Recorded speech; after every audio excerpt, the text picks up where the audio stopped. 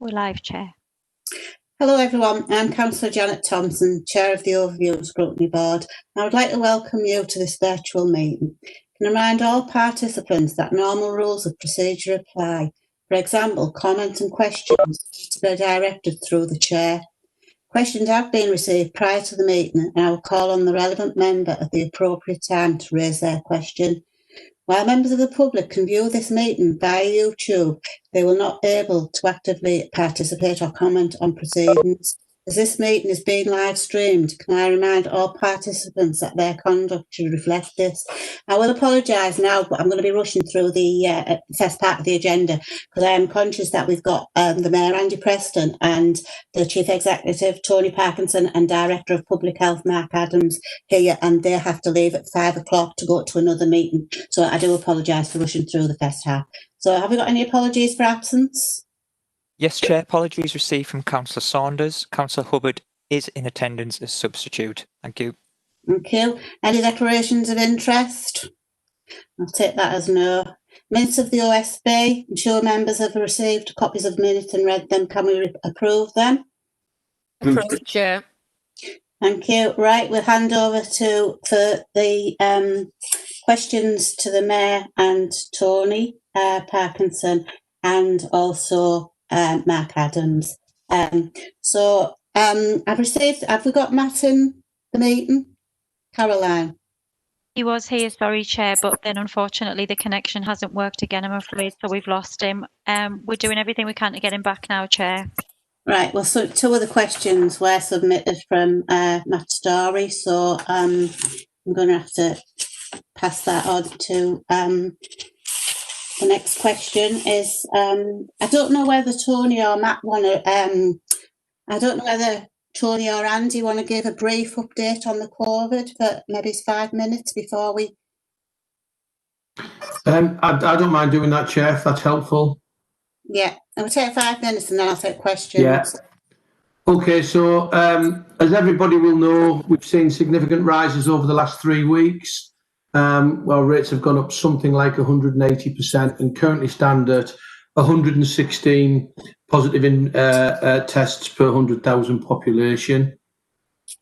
Major reason for 80% of those positive tests come from household to household transmissions.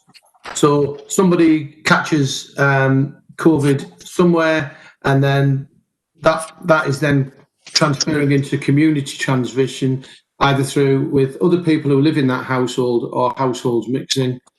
It's across the whole of the borough, so there's no particular hotspot. It's a community transmission, and over 80% of those who've tested positive are white British. What we've seen over the last few weeks is a shift in the demographics. So 4 weeks ago, we were seeing many more people in the age range of 18 to 39.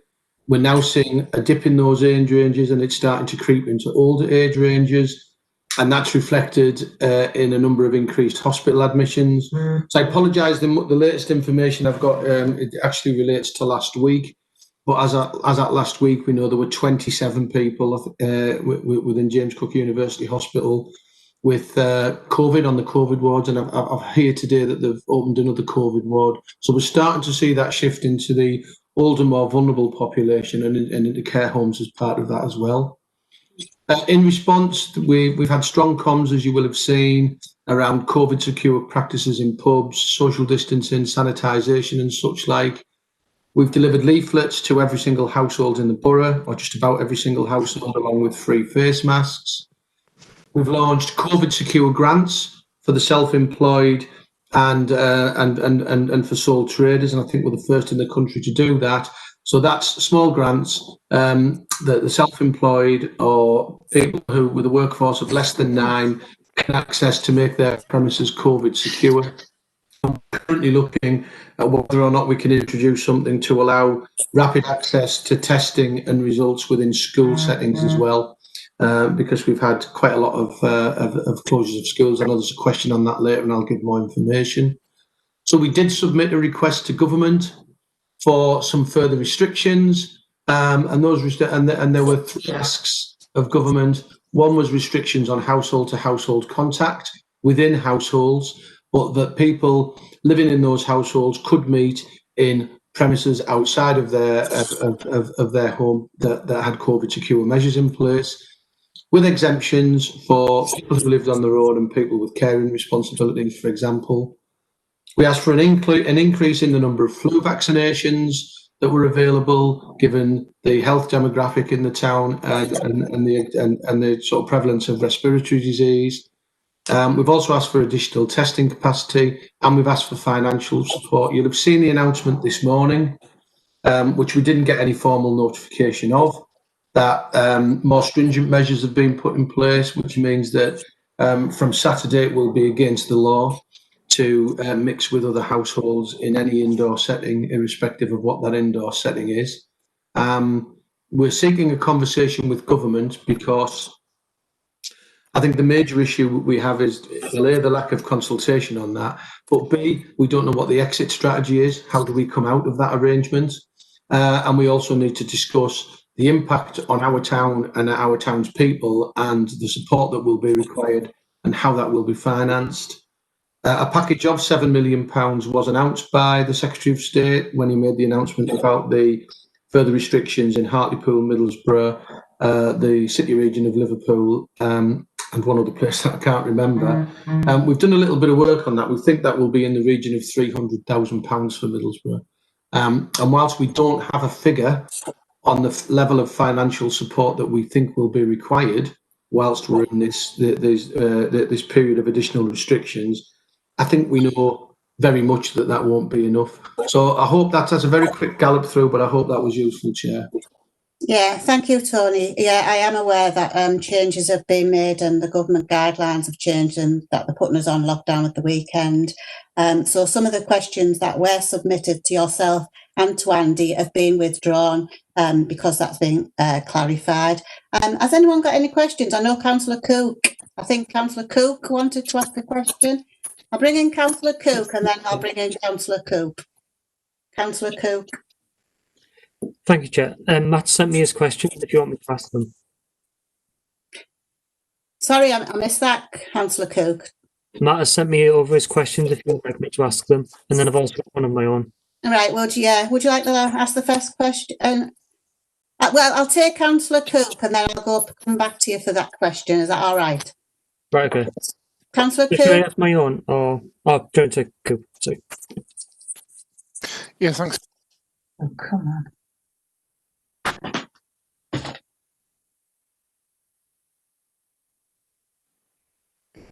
It's muted me again. Oh, that's it again. Just want to ask Tony, does this lockdown mean that you can't leave the bubble of Middlesbrough? So if you wanted to go, say, another part of Nunthorpe, or you wanted to go to Stokesley, you can't do that. I'm a bit. I'm not sure where it means. Can you leave the area? Are we completely locked down? We need a bit more clarity on this. Thanks, Councillor Coop. We actually haven't had formal notification from the government yet, so the details of the regulations haven't been provided to us, although we have accessed those that are applicable in the LA7. We're not sure yet whether it's law or advice that all but essential travel should be avoided. And essential travel would be essentially travelling to work, travelling to school, definitely not travelling to the pub or travelling to a shop unless you've got no other means of getting whatever it is you need from there, and that thing is essential. So we've got a lot of work to do over the next 12 hours to try and kind of get to the bottom of what the announcement actually is, because at the moment we only know what was announced in Westminster, but we're chasing the details. Right, thank you for that. Can I take Councillor Cook? Do you want to ask a question and then we'll take Matt's questions? Thank you, Chair. So my question will be around ward surgeries. I think during this period of lockdown that we had, my residents struggle because they don't do online, they don't do phones in some cases. So actually having a face-to-face contact or 2 metre away from me contact was really vital for most of them. And I don't want to see that disappear. And I think the residents wouldn't want to see that disappear. Is there any sort of guarantees that we can make that we can class that as a work-related or even a support-related journey? to make sure that those residents don't get left behind because they don't have the same access to technology? I'm sorry, I can't provide a definitive answer on that for the reasons I outlined in response to Councillor Coop's question. But of course, even if we class it as a workplace, the government directive is clear that people should work from home wherever possible and and do their work virtually. So we certainly would have a look at it, and I get exactly the reason why you're asking that. But unfortunately, we just don't have the level of detail to enable us to provide answers to that question at this time. Right, thank you for that. I am aware that Councillor Story is online, so we've got it on the phone. So I'll bring in Councillor Story. Would you like you to answer your question? I'd just like to say, having seen the press release, that I wholeheartedly agree with the Mayor, and the way these restrictions have been communicated today has been shabby in the extreme, and the fact the leadership of the council wasn't consulted before the announcement is totally unacceptable. But I'd like to give the Mayor the opportunity just to provide a bit more clarity for public after today's events. Many people are confused and unsure what's expected of them, and I know we haven't got the full details through yet, but the language today about defying government but having requested restrictions earlier in the week has meant many people are unclear about what they should do. So what's your message to local people about what they should do in light of these new restrictions? Chair, can I interrupt for a second, please? Sorry? Can I interrupt for a second, please? I have a question for Tony Parkinson before we move on to the Mayor. They're doing them jointly. I didn't realise that. Okay, that's fine. That's fine. Yeah, sorry, I should have clarified it. I got, agenda item number 4 and agenda item number 6, which were separate agenda items, which was the Mayor's update and Chief Exec Tony Parkinson's update. I have put them together because they both got to leave at 5. So sorry, I apologise for any confusion. So we're taking questions for the Mayor and Tony. So if I bring in Andy to answer Matt's, and then I'll bring you in, Councillor Mcintyre, is that all right? Right. Andy, do you want to answer? Yeah. Hi everyone. Yeah, there is definitely ongoing confusion, and I'll tell you if I'll try and do it in a minute. Basically, it became clear that nationally there is a huge increase going on in every single borough, and it's going to carry on. And the government is very concerned and keen to take action. I think the evidence of that was in the rapid retraction, where 1 week they wanted everyone to come back to work, and then the next minute, well, realistically 2.5, 3 weeks later, they said, do not go to work unless it's essential. And that's because they saw in the infection rates and the beginning of a pickup in hospitalisation what was going on. So as an authority that's been always at the upper end of the infection rates, probably because of our demographics, we were always very sensitive to the fact that we may get pushed into more extreme measures, always very keen to stay away from that. And that's why I've been banging on about face coverings and distancing, and just kept going on and on and on about that. But we became very, very concerned last week that the government may impose more measures, because the Northeast, as they call it, the Northeast 7, the restrictions there got tougher, were implemented, then some things that were actually guidelines became rules. And we feared the same thing happening. And as our numbers got worse and went from 60 to 100, we realised that we were absolutely very much on the government's target list. So what we tried to do, rather than have the government impose a general harsh restriction like they've done in Tyne and Wear, without any real consultation, without any real understanding of what happens here, without any real local knowledge or expertise, we wanted to head that off. We wanted to go to them with a local public health driven solution to the challenge. And of course, the challenge is infection, that would also allow us to allow people to still meet and mix in safe environments, and allow people to do the small things that are essential for everyday life and keep us well. Obviously, as a town with poor physical health, poor mental health, and high suicide rates, going into 6 months of dark nights and having restrictions imposed is very frightening for lots of us. and having job losses is also obviously very frightening. So our proposal was to government that was basically to head them off, to reason with them, give them what they wanted to do, which was to restrict, and made sense, to restrict socialising in homes, but allow people to have a coffee in the garden, allow people to sit in a very well-run coffee shop at a distance with a neighbour. Why not? There is nothing intrinsically or statistically very dangerous about that. But if we deny people that, we first of all damage mental health and a way of life. But more importantly, you know, where I'm sat now behind me over at the Cleveland Centre and beyond, there are coffee shops that are clinging on to their life with their fingernails. And this new imposition by the government, if it goes ahead, will close them down. It will lead to job losses, suffering, depression, and strife. So my goal and the goal of public health and the goal of Tony Parkinson, the goal of anybody that was in these meetings was to try to give the government what they wanted, which was a sensible measure based on the data we have, but allow compassion and understanding, intelligence and pragmatism to come into those measures where we allow people to mix safely in certain environments.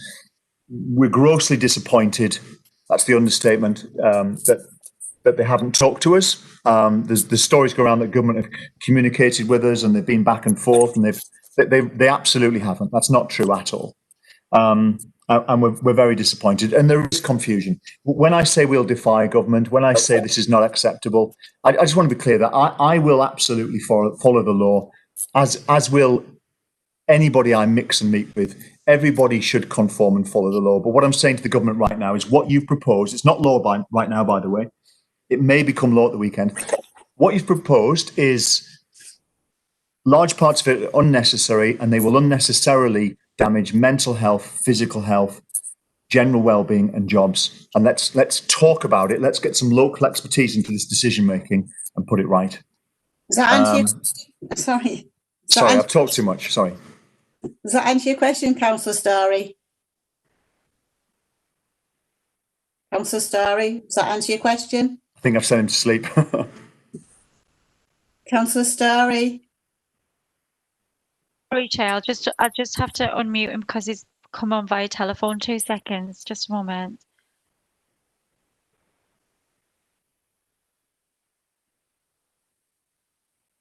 Councillor Starry, is he? I don't know whether he's still. Just 1 second. Hi, Councillor Story, can you hear us?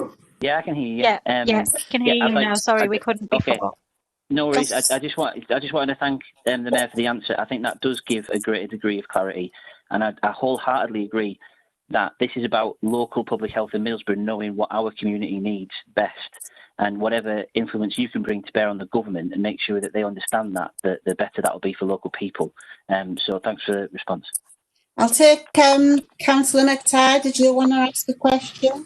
Yes, please. I do. Can you hear me, Chair? I can hear you. Thank you.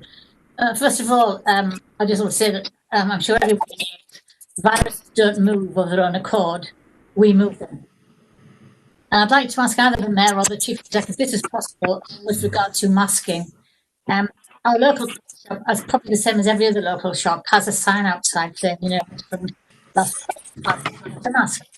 And usually there's only a girl there or a woman there, and obviously it's impossible and not sensible for her to tackle anyone not wearing one.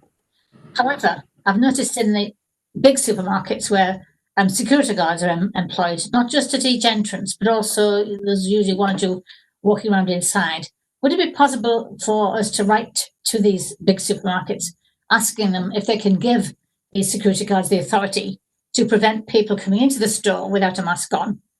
And also, if they catch somebody inside the store that's perhaps taken it off, to tell them, you know, that either you put your mask on or you leave the store. Would that be possible for us to do that, please? Take that. Sorry, was that for me or was that for Tony? Well, I said at the beginning, I don't really mind who answers as well. Oh, right. Okay, I'll. So I share your. I think you've got a lot of frustration with this issue, and I definitely share that. And I've had some run-ins with retailers on this actually privately. I think it is genuinely very difficult for them, and it's certainly difficult if you're a member of staff and someone comes in with a bad attitude and you don't know who they are, potentially physical risks from them, challenging them and demanding them that they conform. So it is very difficult. I do think they can do a better job, and I do think that the supermarkets can have a supply of very cheap disposable masks where they politely offer them to someone who isn't wearing one as they walk in. Would you like a mask, sir or madam? And I think that would help.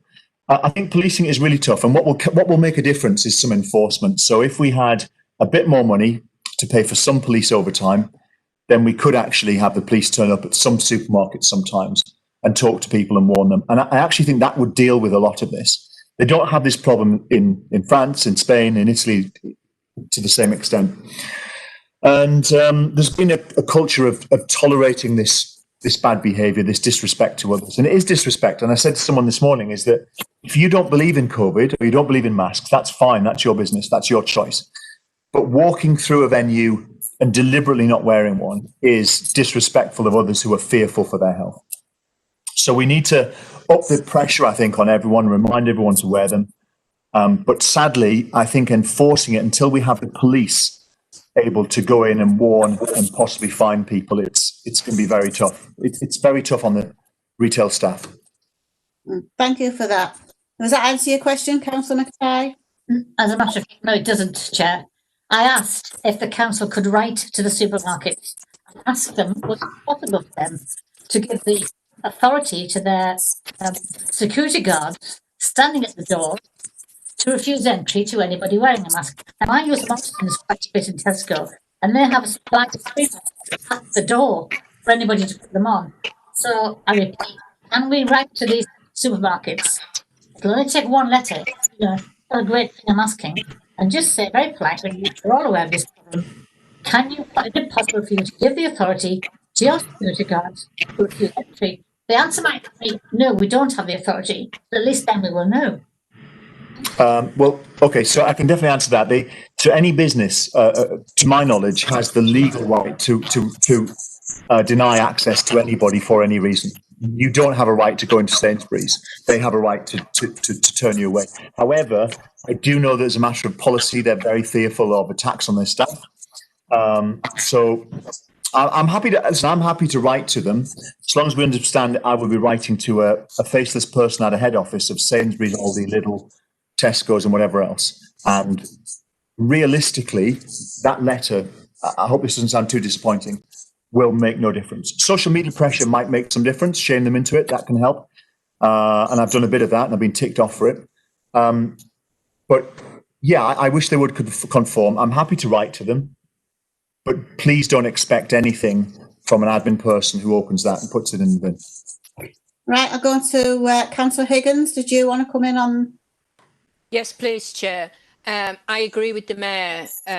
My son is a security guard in one of the large shops, and it is very difficult, and he has been threatened on a number of occasions. And I don't think we can expect the security to be able to do this, because if people are that, excuse my language, pig-headed, that they don't want to wear a mask, it's unfair to expect somebody to say, well, you're not coming in, because that would cause a lot of problems. But so I do agree with the Mayor, it might be okay to write, but I don't think he'll be able to do anything. But thank you anyway. Right, I'll bring in Councillor Cook. Councillor Cook, did you want to say something? Thanks, Chair. Can I just request from the Mayor and Chief Executive, etc., when you do have the information as it comes in, can it be put clearly on the council's website so that everybody knows what it is? So there's no ifs or buts about. If it does say you can't go out of Middlesbrough, etc., that's put on as soon as possible. Then there was absolute clarity. Thank you. Yeah, and just to reassure you, Councillor Coop, our Andrew Glover and our media team are on standby and ready as soon as we get the information. Right, I bring in Councillor Cook. Did you want to say something, Councillor Cook?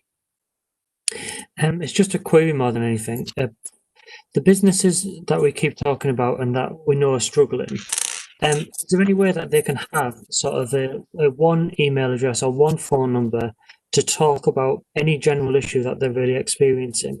I've got a number of businesses that have approached me about not receiving the extra funding that was promised, the 10k. I've had other businesses ask me other queries, and I'm just wondering when would be a good time to sort of have just one point of contact, which could then sort of direct their inquiries needed. Yeah, we can certainly sort that. I mean, my understanding is that Richard Horniman's economic development people are a general point of contact, and certainly in terms of grants and such like, then Jeanette Savage's team, there is a singular email address there for people to submit applications and such like. And my understanding is that all grants were paid where they were eligible, and all of the information that was requested was provided. There is another grant scheme for areas where there are government interventions like ours, where a payment can be made, and our ask of government will be to go beyond that and to provide further support. We can certainly look at publicising those single numbers more easily. Does that answer your question, Councillor Cook?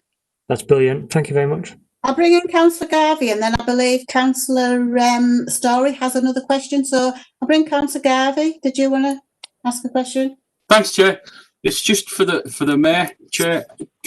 Andy, can you? I've had a lot of people telephoning me today and messaging me, and can you reiterate that what you asked for a couple of days ago and what the government are forcing on us are two very different things?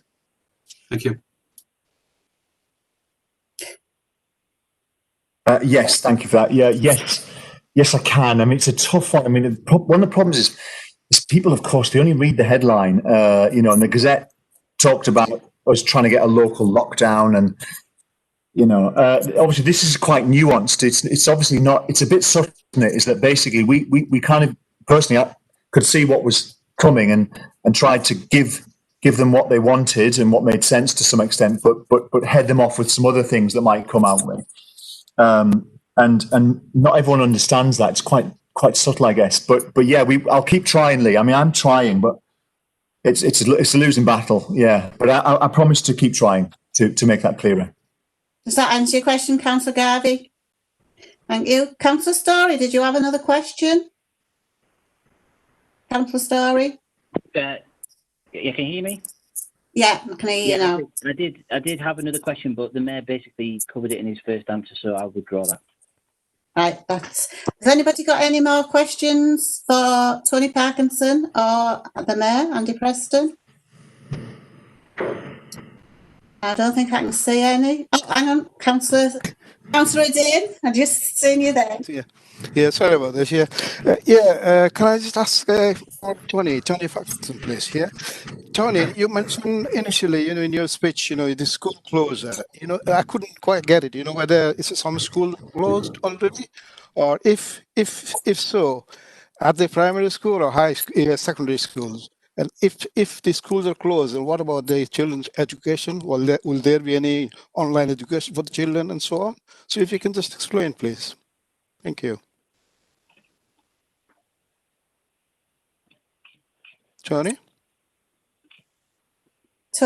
Yeah, sorry, I was on mute. Yeah, I do have a little bit of information on this. If you just give me 2 seconds to get the information up in front of me, I'll be able to give you some a little bit of data on this.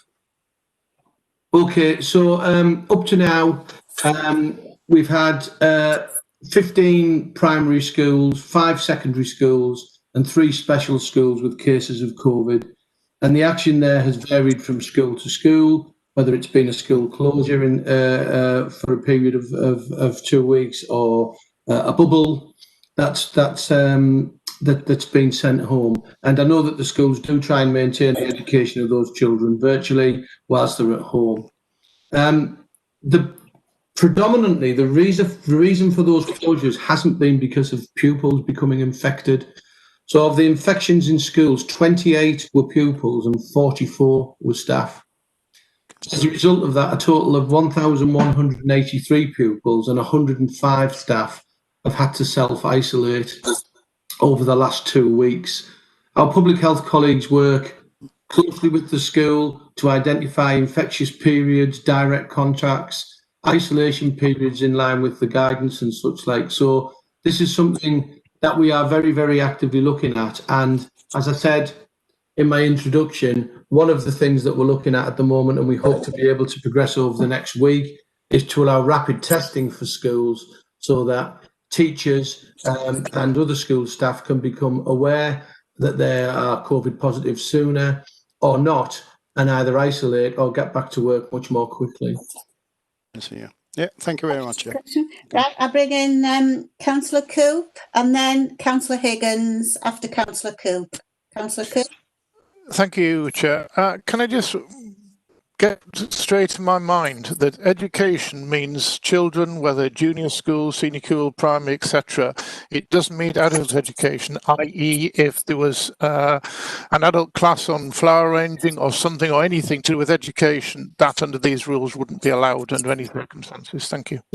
That's correct, Councillor Coop. That is my understanding too. It's not a kind of social education classes, it's formal education settings. Right, I'll take Councillor Higgins. Councillor Higgins. Thank you, Chair. I'm just curious, because of the age group, it seems to be going up now, and the elderly, and we have got quite a number of elderly people's homes in Middlesbrough. Is there something in process that we won't send anybody home from hospital back to the nursing home? Okay, thanks, Councillor Higgins. So that's something that we're acting with, that we're actually discussing with the care homes at the moment.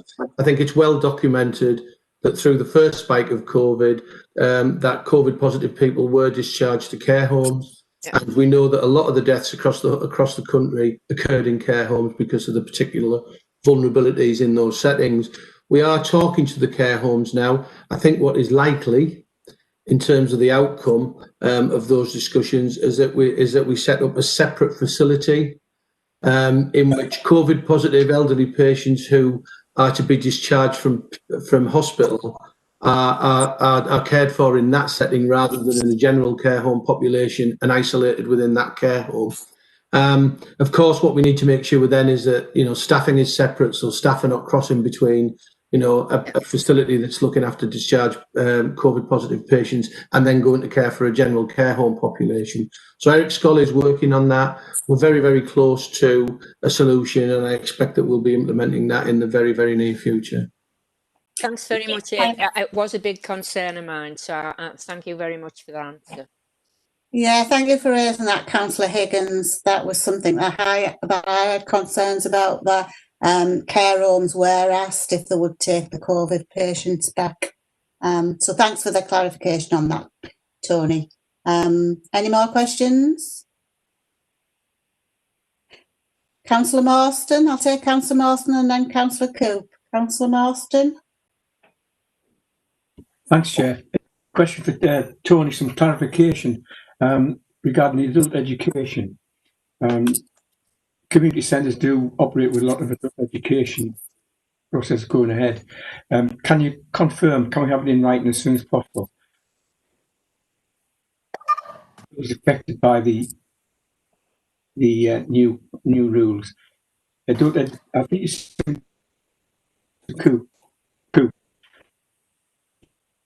adult education. I'll describe it that way. Or the customers pay for this education. It's affected by the new rules. Yeah, thanks. And at the risk of repeating myself, because I know I've said this a few times already, as soon as the government see fit to provide us with the detail of the regulations, we'll be able to look at that. So, as an example, that one of the discussions that I've had this afternoon is whether or not we can maintain day centres being open. We don't know. And so, as soon as we get the regulations, we can unpick that, and we'll be coming up with a list, and we'll be sending out advice as soon as possible. Now, we want to do that tomorrow.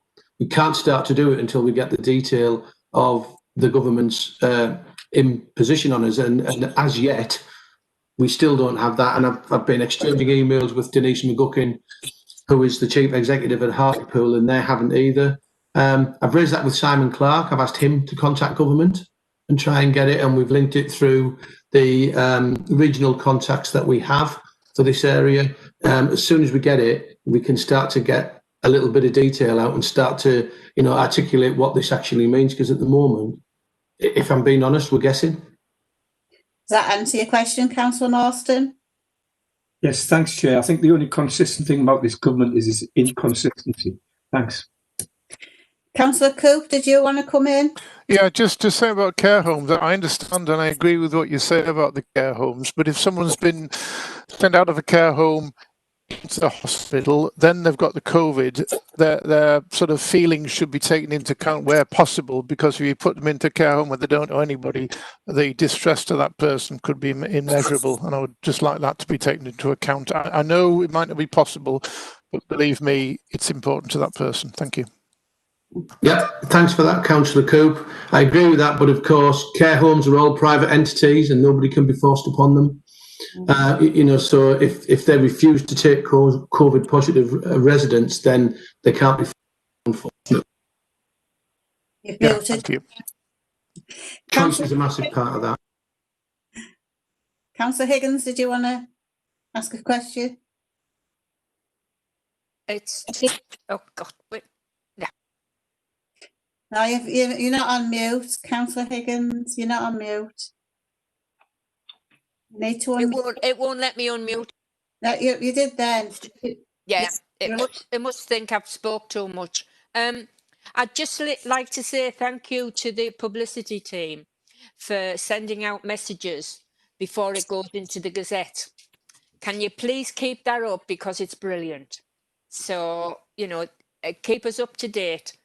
And I just wanted to say thanks for that before I forgot and you went. Thank you very much. Right, I'm aware that we can't see Story. I can't see your video, so I don't know whether you're wanting to ask any more questions. Because I can't see whether you're raising your hand. Councillor Story, did you want to ask any more questions? No, it's fine. Right. Well, if there's no more questions to be asked, I'd like to thank Tony Pemberton and Anne for their attendance at OSB. So much appreciated. Thank you, and good luck with your next meeting. Thanks, Chair. Right, we'll move on to the next agenda item, which is the Executive Forward Work Programme. I'm sure everybody's read the Executive Work Programme. There's just something I wanted to bring to the attention of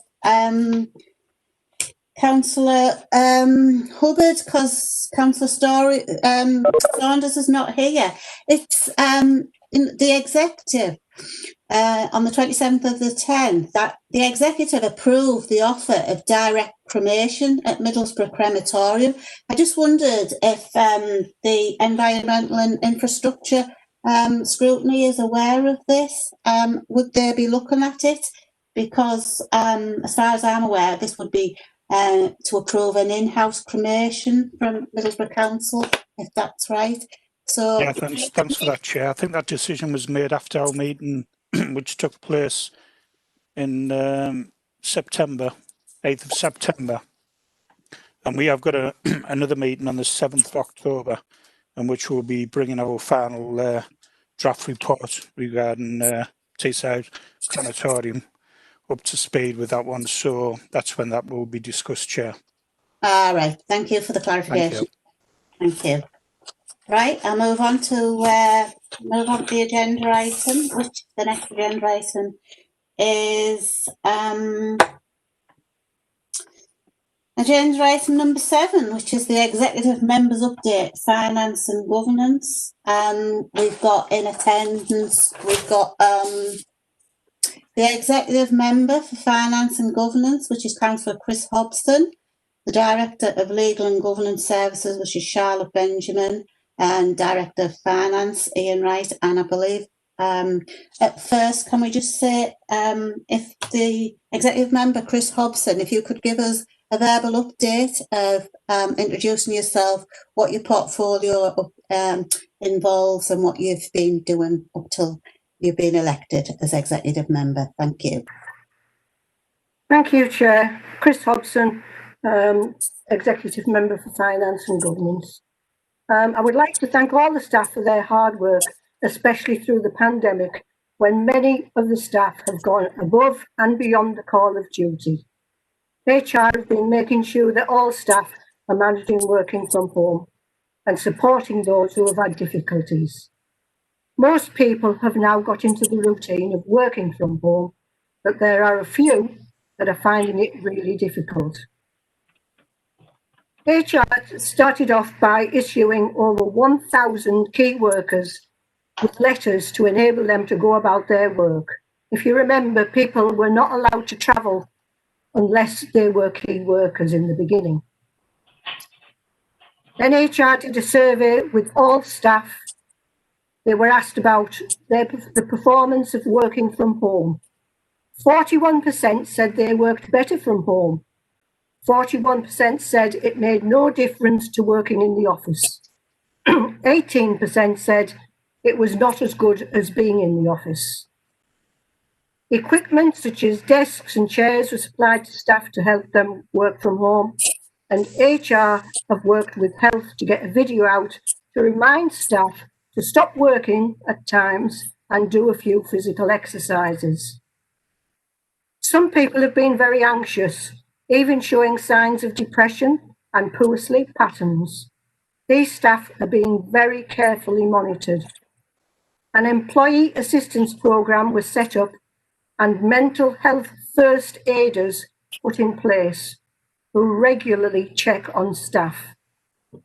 Managers have been keeping in touch with their staff both formally and informally. HR have also been very involved with recovery and had everything in place for people to start returning to work in November. This obviously will not happen now, and we will have to stay virtual for a while longer. Which leads me on to ICT, who have also done a brilliant job in getting everyone set up for home working. This was a massive, massive task, making sure that all staff had the correct equipment and had access to WebEx, etc. We have had agile working for a number of years now, which has helped significantly. But the figures went from 400 agile workers to an average of 1,200 users overnight.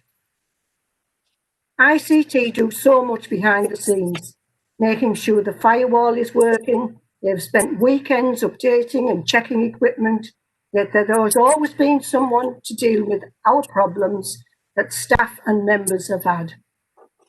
They have continued to provide technical support to deliver the Ofsted improvement plan. They were involved with social care and foster carers, rolling out mobile phones and WhatsApp. Over 600 staff now have access to this. I would also like to mention the Registry Office, who have certainly given their all by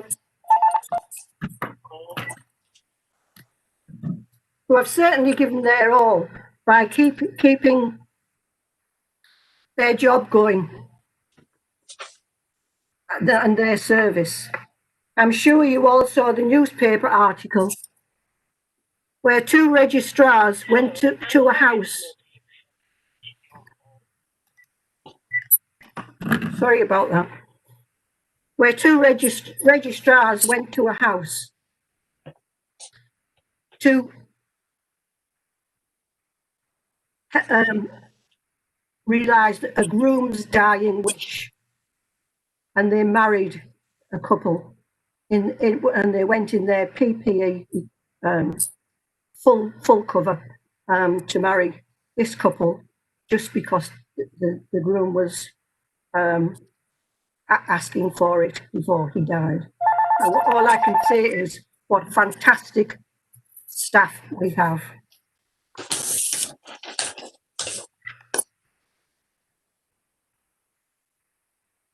I'll move on to revenue and benefits, who have been working very differently to get out business grants totaling around 24 million. Over 2,000 businesses were supported. Our council tax collection rate is very poor, and we need to change this. A new system, Stop the Knock, was introduced, and I am sure in time this will change our collection rates. Our residents now have a single point of contact with their very own caseworker. This is already having an impact on staff, with staff being able to have conversations with residents who previously wouldn't engage. COVID-19 has significantly impacted on our residents. A number of residents have lost their jobs and are struggling to make ends meet. Following the announcement of funding, our revenue and benefits team are now reaching out to residents and providing them with some short-term financial support and helping them get back on their feet. It is important to work closely with people to establish the root cause of non-payment and remove as many barriers as possible. I really and truly believe that this system is going to make a tremendous difference to our residents and to the council as a whole.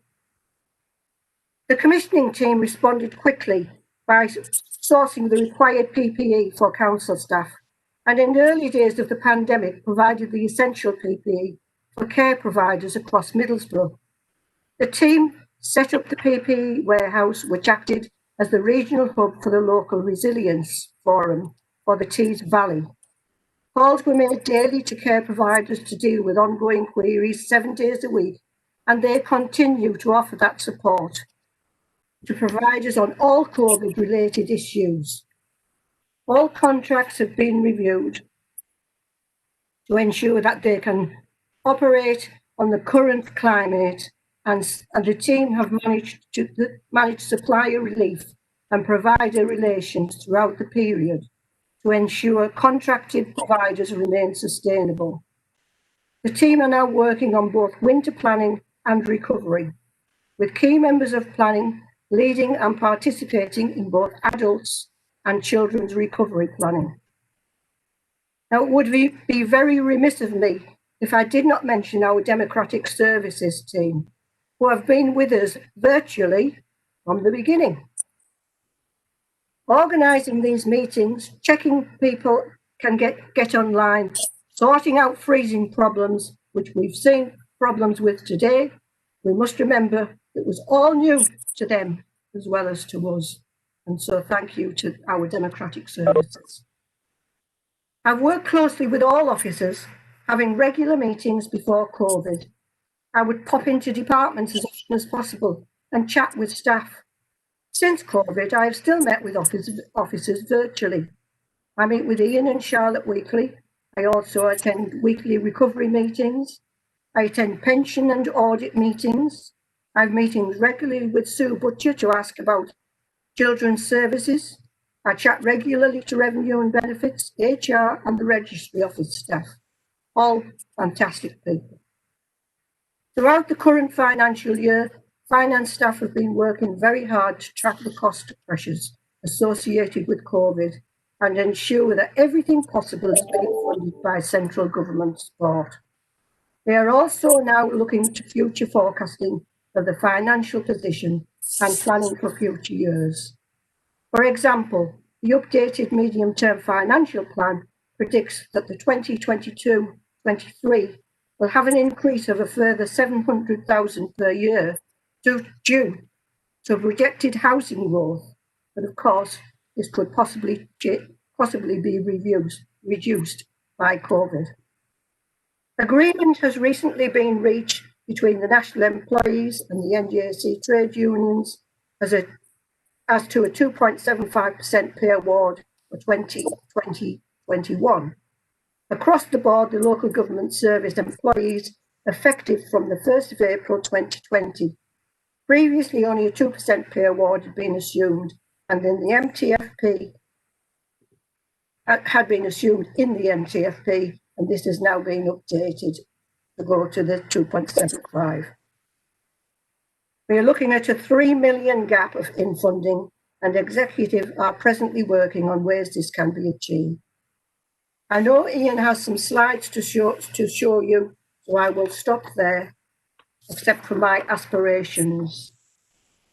My aspirations are to see the town a vibrant place once again, to see Gresham rebuilt, to keep council tax down, that the council is run like a business, with council tax collections being at the top limit, in which case we may be able to have a council tax freeze rather than an increase every year. And as always, for those who have known me for some time, my wish is that we are the best small town in the North East. Thank you, Chair. Thank you, Councillor Hobson. Has anyone got any questions for Councillor Hobson? I know we're getting a presentation from Ian, but I'm just wondering if anyone has any questions for Councillor Hobson. Well, I've got one, Councillor Hobson, and it's regarding the small scheme allocations fund. What has happened to that? I believe it's been shelved. Can you give me some more information on that, Councillor Hobson? Thank you. Yeah, it hasn't been shelved, Chair.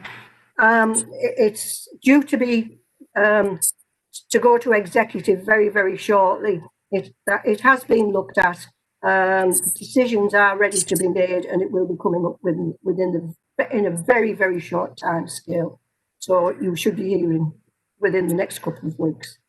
Thank you for the clarification, Councillor Hobson. Councillor Wright, did you want to come in on there as well, or not? Councillor Wright. Sorry, Ian Wright.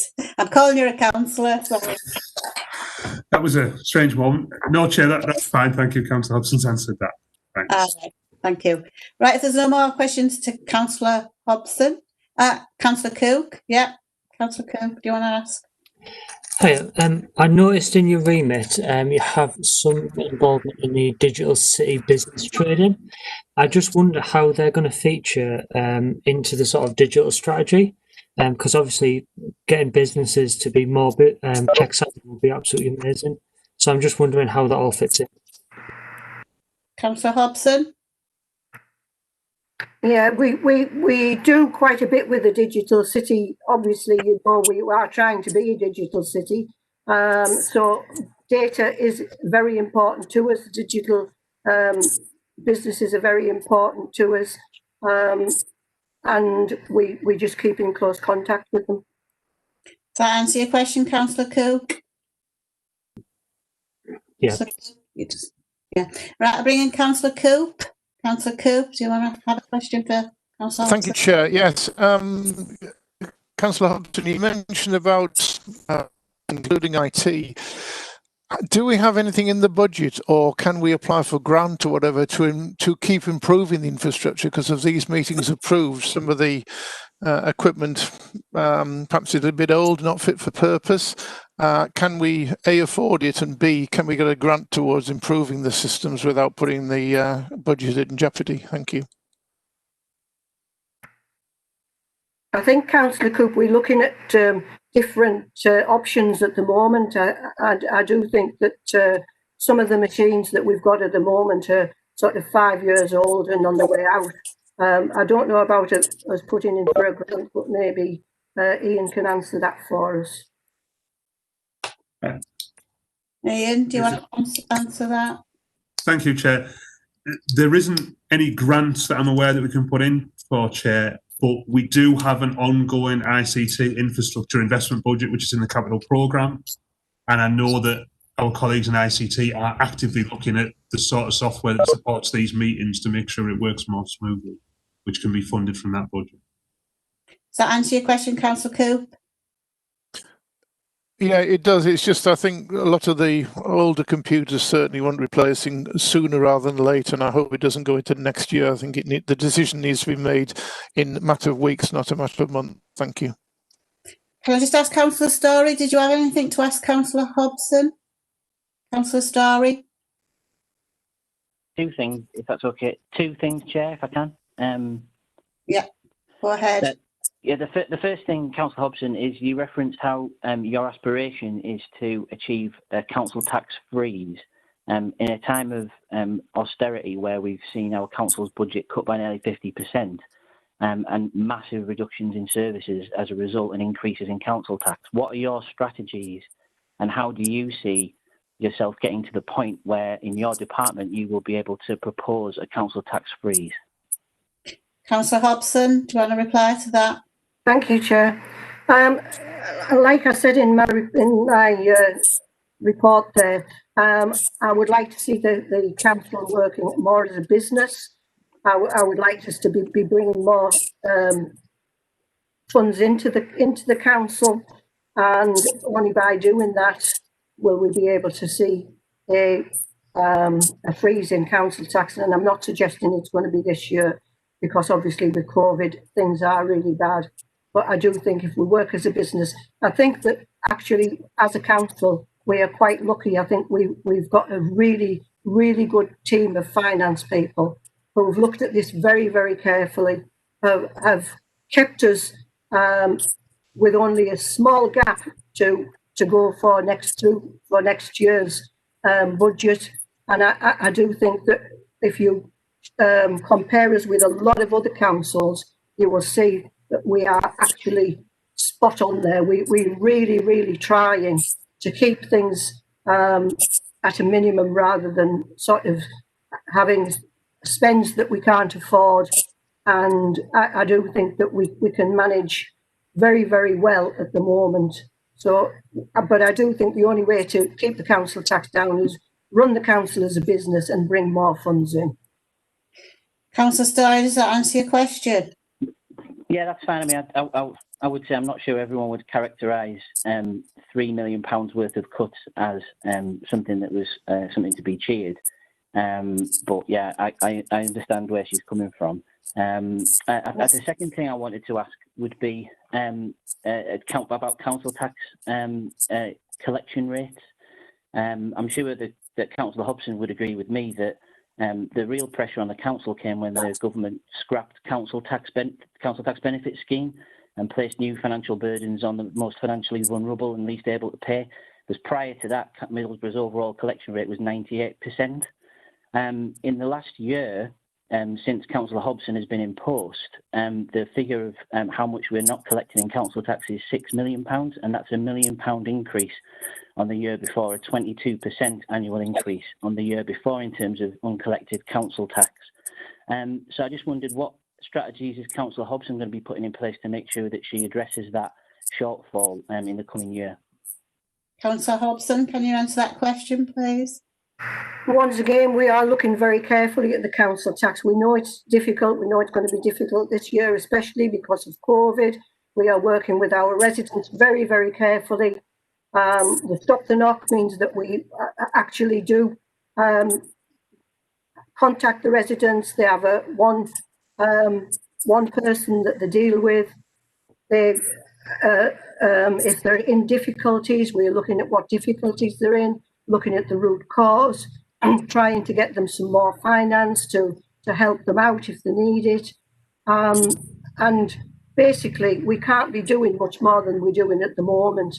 And yes, I do want to see a big rise in council tax going up, but unfortunately, COVID has caused us an awful lot of problems here, and I can't see it as getting that much better for the next 2 years. But I think after 2 years, you might see a good rise in the council tax again.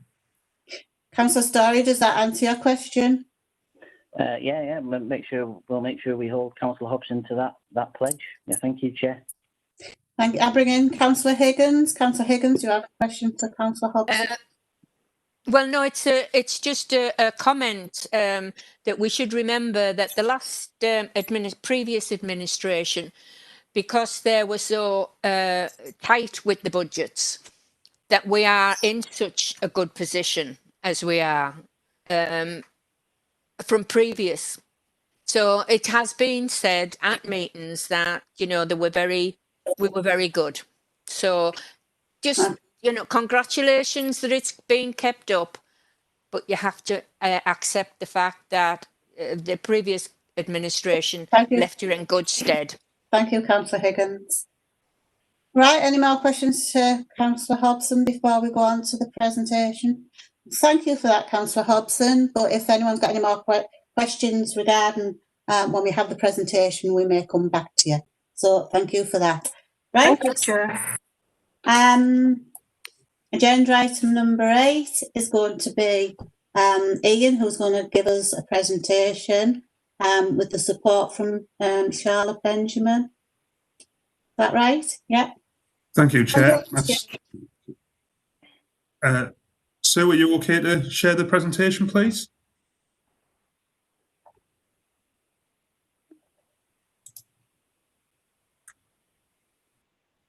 Thank you very much. That should be coming up. So, Chair, this is a pretty quick presentation just to update you on where we are on the Mtfp and budget setting process, which is obviously heavily influenced by COVID in the current situation. So we'll go through it and then members will have a chance to ask questions at the end if that's okay with you. That's fine, thank you. Thank you very much. So that's great. You just stop on that slide. So the purpose of the slide today, of the presentations today, is to advise OSB of the current estimated budget gap, talk about government funding and the assumptions around that, what we're doing about revising the Mtfp and setting the 2021-22 council budget. Now, this can get very technical and we could talk a lot about numbers and stuff like that, and we will a little bit further on. But in very simple terms at the moment, the questions that we're asking ourselves and we're trying to answer are as simple as, what will the COVID situation be next year in terms of the level of infection and the impact on the town? What financial pressures might that cause for the council? What level of support might be available to the council to deal with those financial pressures? And also, as always, what the underlying financial regime for councils will be in there. So they're quite big questions, and I'm sure it'll be obvious to everybody listening that they are questions that will be very unclear at this stage, and we have to make appropriate assumptions around that. So that's the purpose of what we're talking through today. Thank you, sir. So on this slide, this is a quick setting out of where we're at the minute. And as Councillor Hobson said earlier, we are at the moment forecasting that we have a budget gap for next year of £3 million, 3.011, which we will need to deal with through measures to close that spending gap. Okay. Now, over the summer, we've had some great sessions with officers, executive members, and then with all members on the Mtfp, and we've talked through a lot of the issues that we're discussing today. And I'm really pleased, we've had great engagement from all of those people, and I'm hopeful that people will see reflected back in what they get now and what we produce going forward, the thinking around that.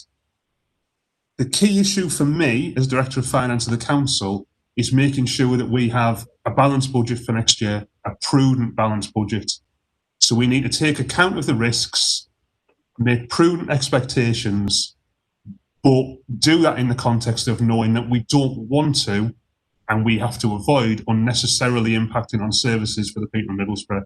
Because to do that unnecessarily isn't doing our job. It's our job to take a prudent, sensible approach to this. As you will know from the report that went to Council in September and the Mtfp report that went to Executive this week, we have utilised £4.4 million of our reserves this year to cover the pressures due to COVID that are not being met by central government based on current assumptions. And therefore, the key financial assumption, the key thing that has changed in the Mtfp is that we are making a provision next year of £3 million to cover any COVID pressures that are not funded in the next year. And I'll talk a little bit further on about what they are, but that's based on a number of broad assumptions, looking at certain areas, and that gives us a cushion before we would need to dip into our reserves again, because obviously our reserves are at a level that we wouldn't want them to go under at the moment. And the level of financial risk that all councils are facing currently is such that it would be inappropriate to review and reduce our reserves at this point in time, because that wouldn't be right. That gives us £3 million of room to work with next year. And then when we look, if the COVID situation continues on to next year, if we do not get additional support, then we'll need to make decisions and cut our cloth to use that money to prioritise in the ways that we need to do. It'd be hard to get into detail of that at the moment because it's so far away and so uncertain. But that is where we are with that. If you can move on to the next slide, please, sir. Thank you. So these are the detailed changes on the Mtfp. But that basically sums up what I just said to you there. That top line is we have made a £3 million provision.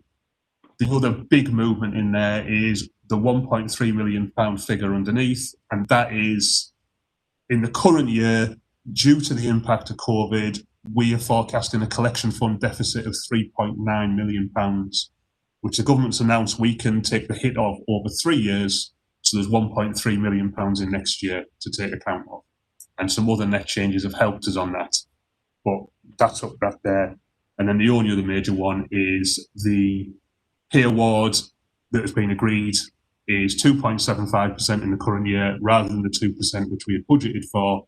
So that means we've had to find an extra £670,000 to cover that pay award going forward. We can have a look at the next slide, please, sir. This is how to meet the budget gap. What I want to be really clear on, because Councillor Story referred to it earlier, when I'm talking about a £3 million gap, I am not, absolutely not, talking about £3 million worth of service cuts. We are exploring all of the options here. So executive members, my officers and officers throughout the council are working on maximising the amount of that gap that can be closed through efficiencies and savings which are not impactful or visible to the people of Middlesbrough. And obviously we also need to consider what we do about getting as much income in as we can, including council tax income. That £3 million assumes, because that was the pre-existing Mtfp assumption, a 1.99% increase in council tax next year. If that was to be higher, then the £3 million gap reduces. They're the sort of options we're looking at in order to, we can bring forward, as part of the strategic plan report at the end of November, as we normally would, with the detailed proposals for how to close that gap. But it will not be £3 million of cuts to services. There are other options which we can bring forward. But that's not to say that we can cover the full £3 million with that. Thank you, sir. Okay, this is a quick slide. It's quite a busy slide, and I won't go through it in detail. But this just shows the level of government support that we are receiving in the current year. There's grant funding and commitments for COVID-related expenditure. At the moment, we are getting close to the amount that we have been allocated for that. If the current lockdown situation means that we incur a lot more expenditure and we don't get equivalent funding, as the Chief Executive and the Mayor were referring to earlier, then that will present us with a further issue and we'll need to look at that and make the appropriate choices. But obviously, with the fast-moving situation, it's too early to make those judgments yet. But the big thing I wanted to get out of here is we don't know what level of government support there will be next year. Okay, at the moment, we have a comprehensive spending review going on in central government. So that's where the Treasury meets with all the individual spending departments to give the allocation to them. So relevant to us is obviously the Ministry of Housing, Communities and Local Governments, but also the Department for Education and the Department of Health. When they've got their allocations, which is expected to be by November, that will then be turned into a local government finance settlement. And that is the first time we will get a feel for what our allocation is next year. At the moment, our Mtfp assumption is that we will be broadly in the same cash position as we are in the current year. So we'll have to see how that pans out.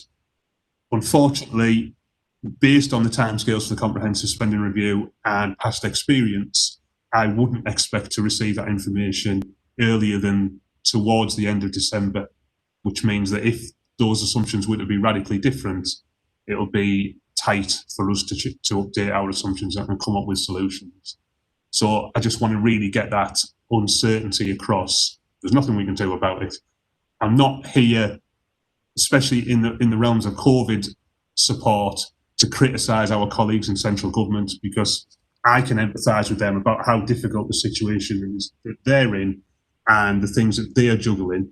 And I must say that, as I've said to you members before, I think the response financially from government has been clear. We've been able to understand it, or certainly as clear as we could expect, and it's given us a solid base to plan on as far as we can. But it's when we look towards next year, it's a lot more uncertain. And while I can understand why, it does make things difficult for myself and our officers. We just go to the next slide, please. So just to say the next steps, obviously this week in September, there was a report to executive with a revised MTFP, which set out that £3 million position. Over October and November, we will continue to work on finalising the sort of solutions that we need to close that. And at the same time, central government will be working on their comprehensive spending review and LGFS. That will come together late December and January with the budget consultation period as we normally would, with the aim of setting the budget towards the end of February 2021. We still have the legal responsibility to set a balanced budget by a certain time frame, and none of that legislation has been relaxed. Nothing's changed on that. So whatever else is going on around us, we have the same financial responsibilities that we've always had to taxpayers in Middlesbrough. So thank you, Chair. That was a quick run through, and any questions is fine now. Thanks for that, Ian. Can we remove the presentation? Thanks you. Can I just ask Ian, maybe it's too early to clarify it, but do we envisage any job losses while we're during the budgets? It's too early, Chair, to give a clear answer on that.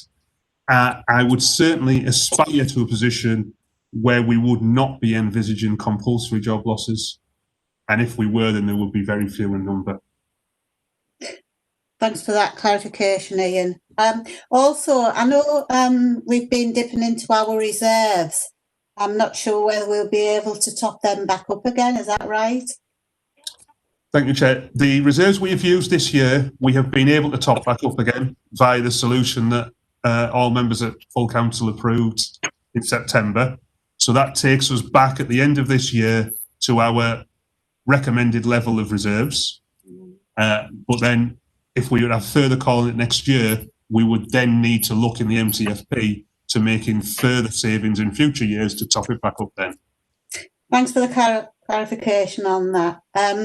Councillor Coop, did you have a question? Yes, thank you, Chair. So can I just understand that government are going to put some more money into us? Will that be something obviously we'll be chasing very hard? And do you think some of these grants have been suggested that might help us with this COVID? Thank you. Thank you, Chair. Yes, certainly what we've seen, the best experience we have to base it on at the moment is what's happened further north in the northeast, because they're a couple of weeks ahead on this sort of lockdown cycle. They have had additional funding, although it hasn't been very high at the moment. So it's been roughly £2.25 a head. So that would work out something like £400,000 for us, which doesn't go very far in the context of what we need to do. Now, I know we are lobbying, and local government in general is lobbying to try and maximise that. I'm hopeful at the moment. I believe, well, it echoes something that Councillor Hobson said earlier, but I'm very proud of the response of Middlesbrough Council and the response of the local government sector in general to the COVID crisis.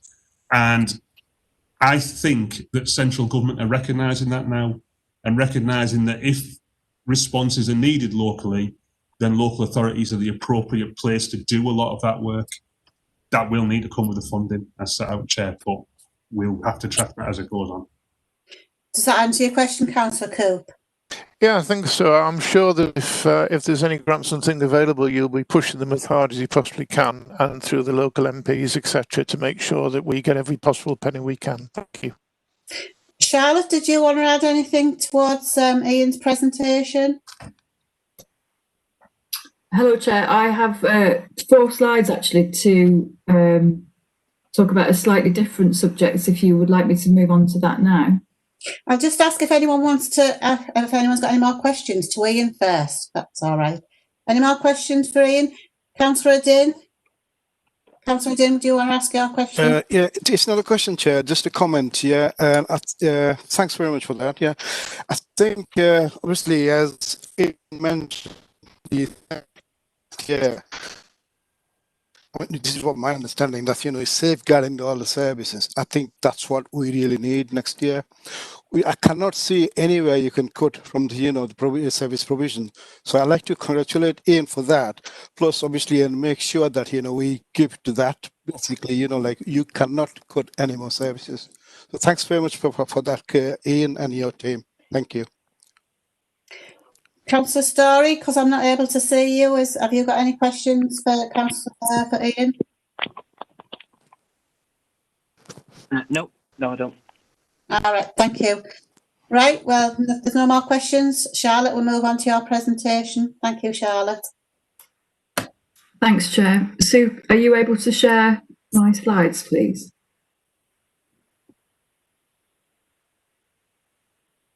Oh, that's great, thank you. So I was invited to talk about, give an overview of decision making during COVID.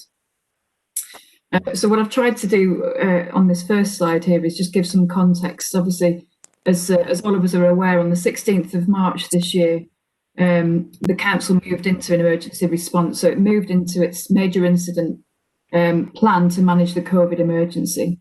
And that involved standing up a response structure of bronze, silver and gold command as part of our business continuity planning. And that was followed by, on the 25th of March, the Coronavirus Act, which was enacted by the government to implement a national lockdown in response to the COVID-19 pandemic. So the impact of that for local government and local decision making was that the requirements of the lockdown arrangements meant that decision making committees for council meetings were cancelled. Obviously, prior to COVID, local authorities were required to hold meetings face-to-face, and that couldn't happen in the immediate response to COVID. Gradually, virtual meetings like this one were introduced from June, and that followed new government regulations to manage the COVID situation and relax the requirements for meetings to be held face-to-face. Next slide, please, Sue. So going back to March, and in order to ensure continued timely responses to the pandemic, which is obviously unprecedented, the Mayor of Middlesbrough, Andy Preston, delegated authority to the Chief Executive to make executive decisions relating to COVID. So that was decisions of a policy, financial and operational nature in response to the COVID emergency. That delegation was reported to the Executive on the 16th of June as part of a comprehensive report on response and recovery, and again to full council as required on the 2nd of September, which was our first full council meeting. The authority is used by the Chief Executive when chairing the Gold Command meetings. They are, as I've said, the meetings to manage the COVID response. Next slide, please, Sue. The delegated authority was broadened slightly in August to offer greater resilience, and it allows the Chief Executive to nominate a deputy to make executive decisions, again, of a policy, financial and operational nature in relation to the COVID emergency. Increasingly, as business as usual has resumed, so as the council meeting cycle has started to get back up and running again since we've had executive meetings and the new regulations have allowed virtual meetings, the emergency delegation is only used where a decision is required in the time frame in which it's not possible to arrange a meeting of the executive or an individual executive. Last slide, please, Sue. So in terms of reporting, details of decisions taken by the Gold Command have been reported to the Executive on the 16th of June as part of that comprehensive report that I referred to, and also by the Chief Executive when he's been to this meeting, to the Overview and Scrutiny Board, back in July and then again in September. The decision-making process that was used during the first phase of COVID is one of a range of factors that we're looking at now. In some respects, we're able to look back over the first wave of the pandemic. Yes, we're still in a response phase to some extent because we're moving into a second wave, but we are putting together a lessons learned piece around the way we've responded. And I think in many respects, that's been excellent, as you would have heard previously. But we're developing a lessons learned exercise, and of course, we'll look at decision making as part of that. We also have a scheduled internal audit of decision making, which will review decisions made in the first wave. That's to be reported to the Corporate Affairs and Audit Committee. And any learning from this will inform our future approach. Thanks, Chair. That's the end of my presentation. Happy to take any questions from members. Thank you for that, Charlotte. Can you just tell people who's actually on the Gold Command meetings, please? Thank you. Thanks, Chair. Broadly speaking, I might not be able to remember the individual membership, but broadly speaking, it is a meeting of the corporate management team of the council, the mayor and the deputy mayor of Middlesbrough. Thank you for that. Councillor Coop, did you have a question?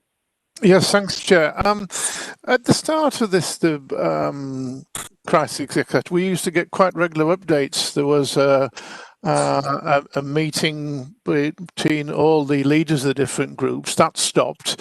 We used to get regular updates from the chief exec, and that stopped. I know you're saying that it's going to OSB, etc., but I think we do need a few more updates perhaps from Tony if he has the time to do it. I know he's very busy, but I just feel that we've stopped getting some of the updates, and some of us not quite sure totally what's going wrong. I'm not asking for the world. I just would like a few more updates as we had at the beginning. Maybe not to that extent, but could I please request that? Thank you. Thank you, Councillor Coop. I'll certainly feed that back. Thank you for that comment. Any more questions for Charlotte? No? Just clarify that Councillor Story doesn't have a question because I can't see him. Yeah, I would like to ask a couple of brief things if I can. Yeah, go ahead, Councillor Story. One thing is that I feel as though I've lost count of the amount of times we did ask if Gold Group would be able to provide us with some kind of digest of what the decisions that had been taken there were, and if that could be brought to OSB or circulated to all elected members. And for the duration of the COVID outbreak, that to my knowledge, that hasn't happened. And if that could be taken back again as a reminder, because I think that would be very valuable to us, particularly like what Councillor Coop said. And the second thing I wanted to mention is just in terms of the executive responsibilities that have been given to Tony Parkinson. They do. When I read that decision, and it obviously went to the council for noting rather than for any council decision to be taken, that when I read the scope of what Tony's responsibilities are, it was a little bit troubling to me that operational, financial and policy decisions on COVID can be taken by someone who is not elected. And I was wondering, what is the desirability of Tony Parkinson out with the mayor taking decisions of that nature?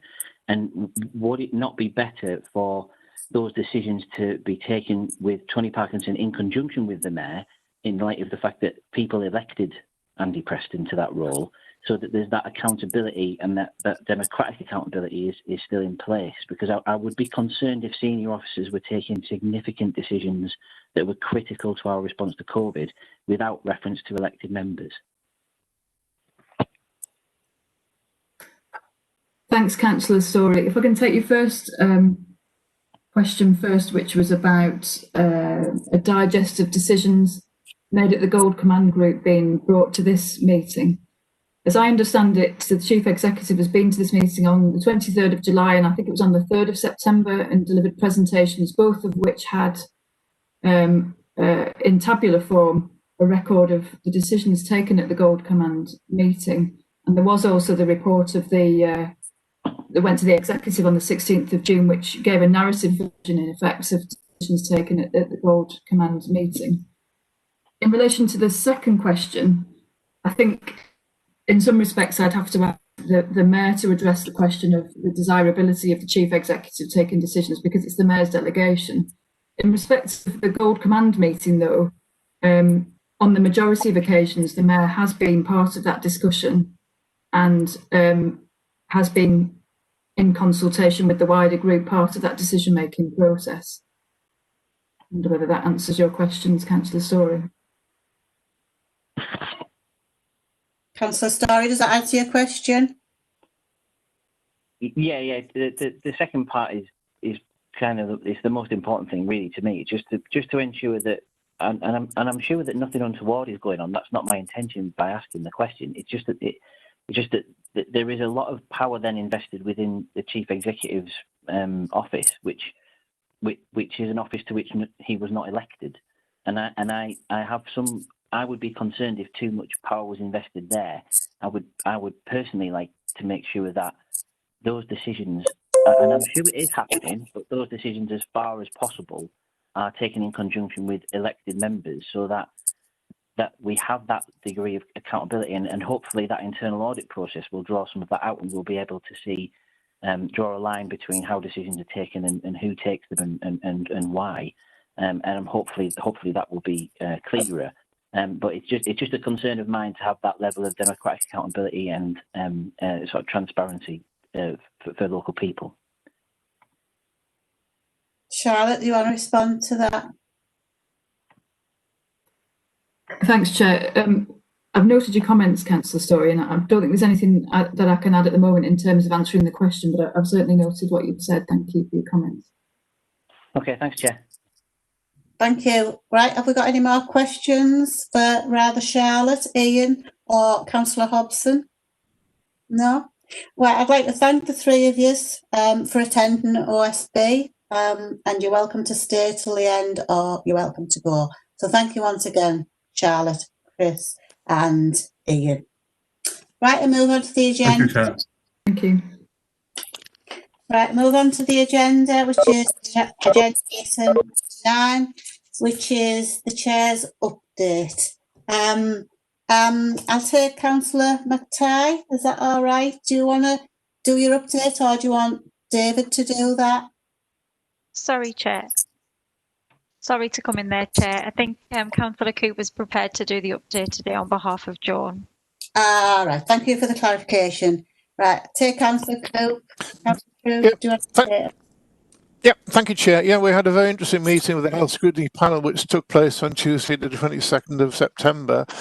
We had Mark Adams, Director of Public Health, Craig Blair, Director of Commissioning, and various other people. It was I would say a blunt. It was absolutely straightforward. They were as candid as they possibly could be. And they made it quite clear what could and would happen. It was mentioned today about the 80% of people that was brought forward. Then it brought the figures out, and it showed you what was going to happen. They took various questions, etc. We also had members of South Tees Hospital who answered many questions. It was a very, very good session. We also then moved on to the South Tees Hospital Trust Quality Account Report, which in part made for slightly worrying reading, because there's been, for example, 8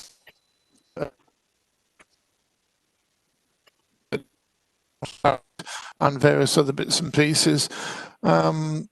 We had the other recommendations for that report, etc., which we did in full.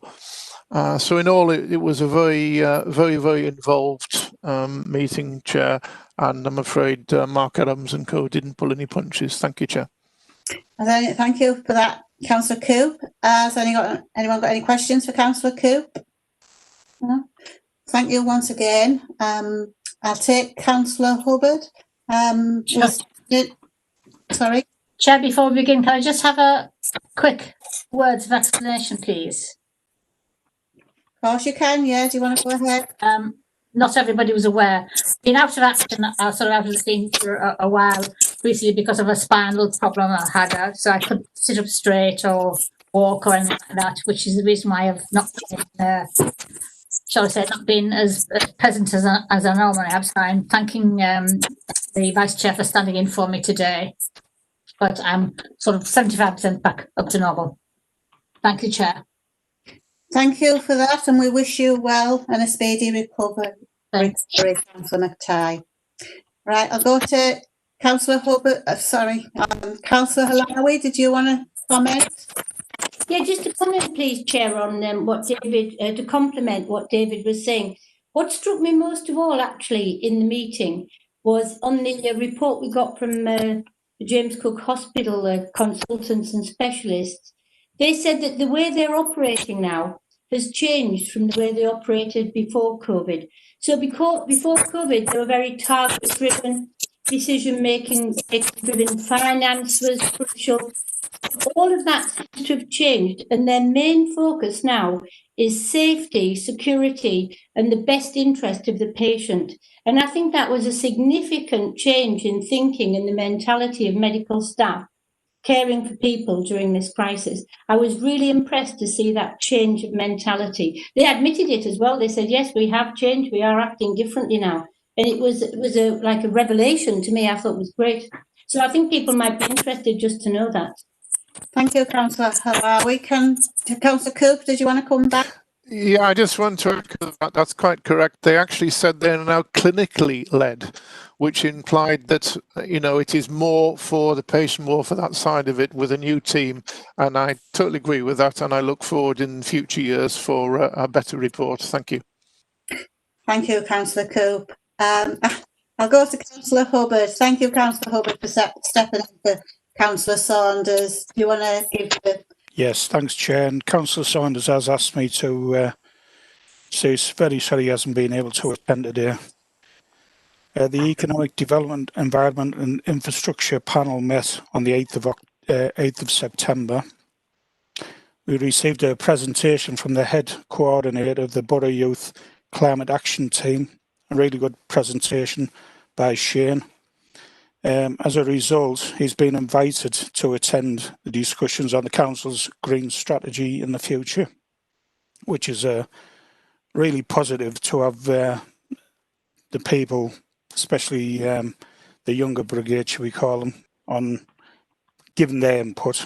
So it was a really valuable input from the Borough Youth Climate Action Team. We also received a presentation by Richard Ward, who's the Senior Area Care Manager. He provided information in relation to the Council's policy on tree management. The panel have asked for an update in February 2021, and that's when the policy is due to be reviewed. The panel also received information in relation to the review of the Teesside crematorium. This was by the Head of Property and Commercial Services and the Operation Manager. This was to complete their short review. A final review and report will be drafted in consideration at the next meeting. And for the 7th of October, Chair, we'll be starting discussions over our new main topic, which will be the Middlesbrough Regeneration post-COVID. Officers from the Regeneration Department will be in attendance, and we will also be receiving an update on air quality and also considering the draft report, final report of the Teesside crematorium. Thanks, Chair. Thank you for that, Councillor Hubbard. Has anybody got any questions for Councillor Hubbard? Me. No? No questions? Right, thank you. We'll move on to Councillor Mcintyre. Do you want to give your update, Councillor Mcintyre? I think I've unmuted. Can you hear me? Yeah, fine. Thank you. Yeah, Councillor Chris McIntyre speaking, Chair of Culture and Communities. At our last meeting, the panel received information relating to locally working as part of its review into Middlesbrough. The information provided by the head of Stronger Communities served as final evidence for the panel's review on social cohesion, with the final report being drafted. So then what we're going to do, we're going to move on. At the panel's next meeting, the Director of Culture and Regeneration will be providing an overview of Middlesbrough's cultural offer, with special reference to cultural events, which will form the panel's next review. That's it, Chair. Thank you. Thank you for that, Councillor McIntyre. Has anyone got any questions for Councillor McIntyre? Right, I'll move on to Councillor Garvey. Councillor Garvey, would you like to give your update? Thanks, Chair. Councillor Garvey, Children and Young People's Social Care and Services Scrutiny Panel. We last met on the 14th of December.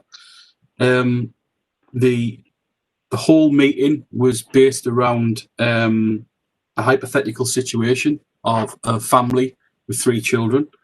We invited Head of Services Sue Butcher along. Sue set the hypothetical family up, and we went through. We had a full house. we had nearly every head of service there from Children's Services, and we put this family through the services one by one, bit by bit, as if they were a real family. And the idea behind this was to gain an understanding of what happens when a family or a child come and to the front door and start off their pathway through services.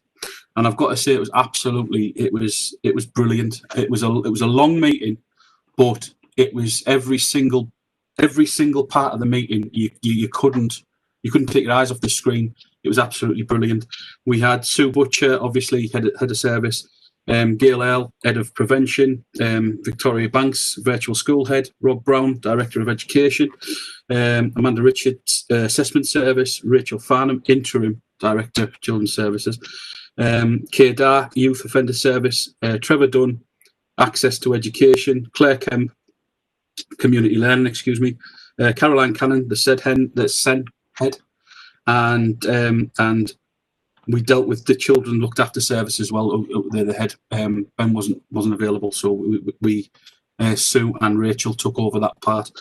But from start to finish of the family coming through the front door to every single scenario with these children, we had Adrian, the teen, Bella, slightly younger sibling, and Carmen, the younger of the three. And we went through every single possible aspect of how we would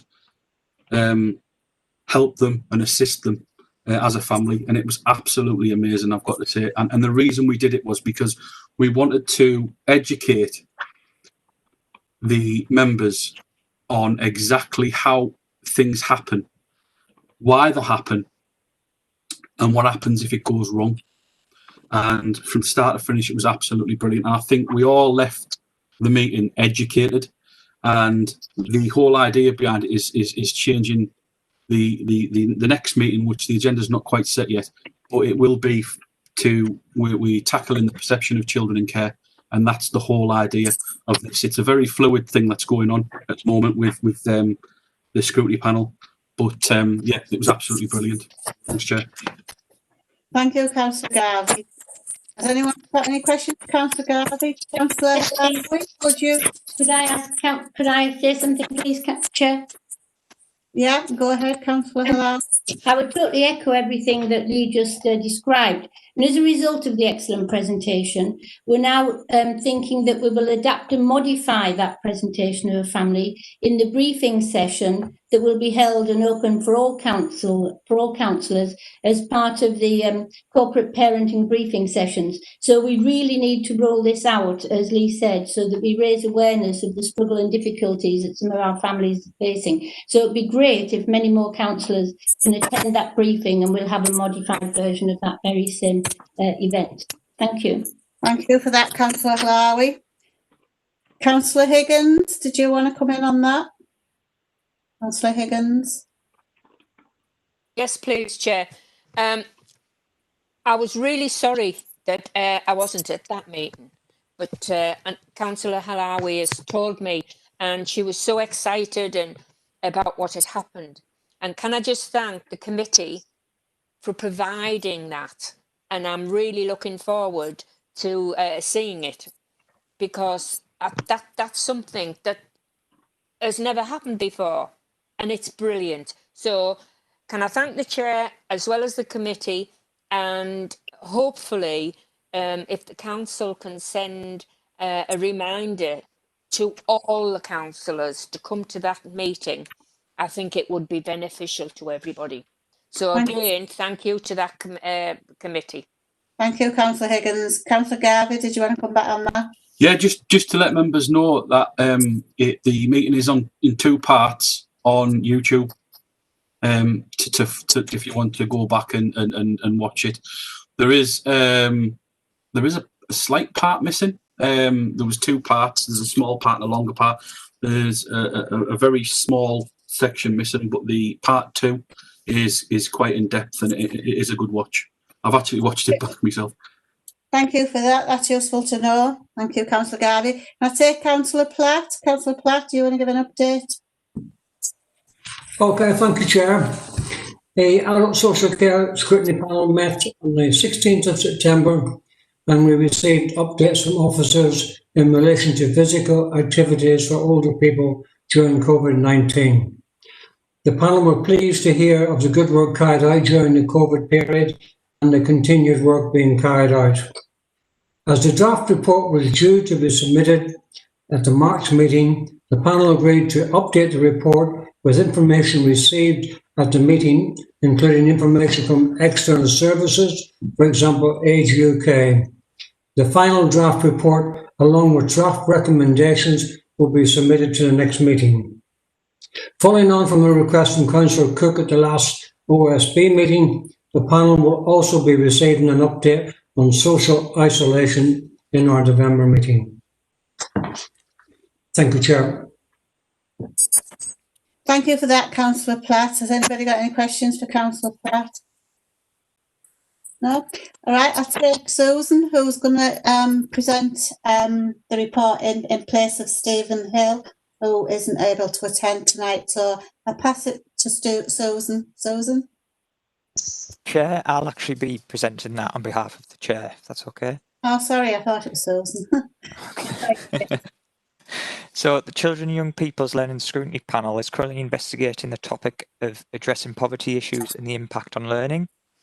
The panel met on the 14th of September to receive evidence from schools and the heads from Brecon Hill Primary School, North Ormsby Primary Academy, Park End Primary School and River Tees Multi-Academy Trust were in attendance. The schools that had been invited to submit evidence had all established effective practices of support for families living in poverty.